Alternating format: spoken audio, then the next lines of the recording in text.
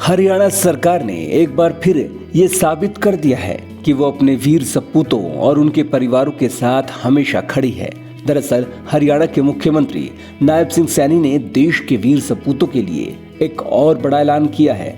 हाल ही में हुई कैबिनेट की बैठक में सैनी सरकार ने बड़ा फैसला लेते हुए हरियाणा के अग्निवीरों के लिए बड़ा फैसला लिया है।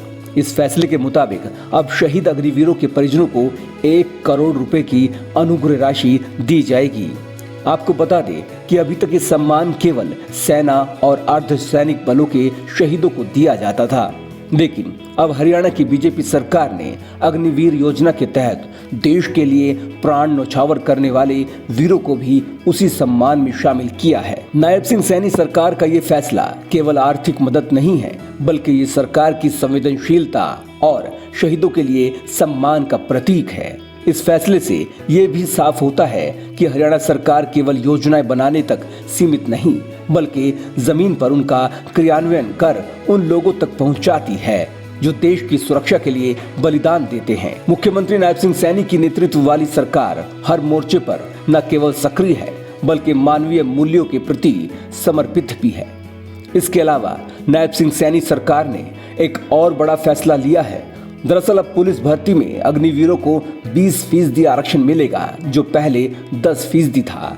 ये फैसला केंद्रीय गृह मंत्री की सिफारिश पर लिया गया है, जिससे साफ है कि राज्य और केंद्र सरकार अग्निवीरों को भविष्य में मजबूत और आत्मनिर्भर नागरिक बनाना चाहती है।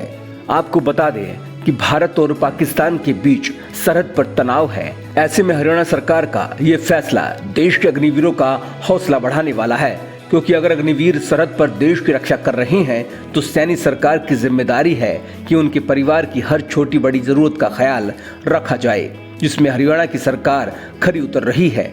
ये सिर्फ कहने की बात नहीं है, कई मौकों पर मुख्यमंत्री नायब सिंह सैनी ने ये करके भी दिखाया है। दरअसल जम्मू कश्मीर के पहलगाम आतंकी हमले में शहीद हुए नौसेना अधिकारी लेफ्टिनेंट विनय नरवाल के परिवार को भी सम्मान देने का निर्णय लिया है। उनके परिजनों को 50 लाख रुपए की आर्थिक सहायता और एक सदस्य को सरकारी नौकरी दी जाएगी।